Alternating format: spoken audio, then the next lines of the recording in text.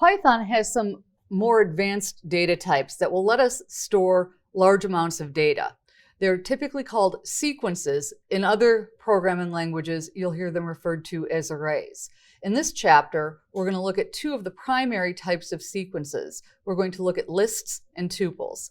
The important thing to know about lists, which is what we're going to start with, is that they're mutable. That means that you can change them dynamically. You can make them longer, you can change items in them. And to declare a list, you're going to give it a variable name, and you're going to set it equal to whatever you want to put in your list, and those items will be enclosed in square brackets. You can use numbers, you can use strings, and you can step through these, either numbers or strings, by using a for statement, for n in numbers. And this should look familiar because we were basically tacking on lists to our for statement in a previous chapter and walking through each one of those in turn.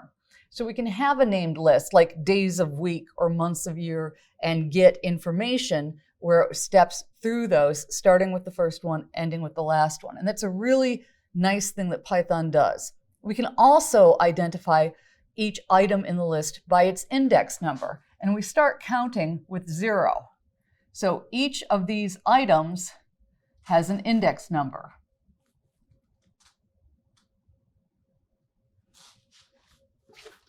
Which we can use to directly access it if we wanted to print it. So for example, if we wanted to print the number 10, we would print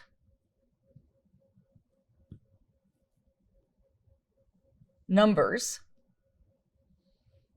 and 10 is an index 1, and so that would tell us by location which one we were printing. So we can directly access, if we know what's in the list, we can directly access the number, though it's typically more common to use a for loop with list processing. We will sometimes directly refer to things. We can also step through, if we had player names, Weasley, Potter, we can step through each of those.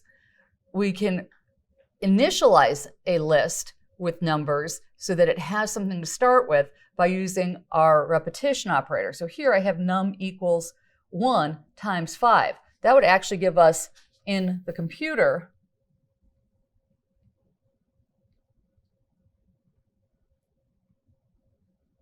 that would be the result.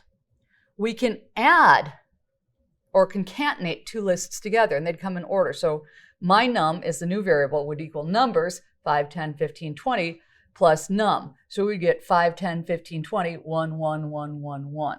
So these are all some common ways of working with lists. Occasionally, you're going to want to know how long a list is. You can do that with the length operator.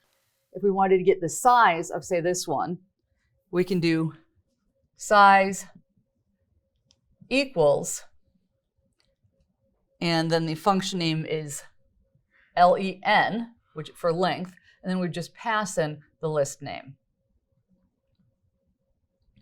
There are other functions and things that we can do with lists to modify them, to work with them, to process them, to copy them, but this is a basic idea of how lists work.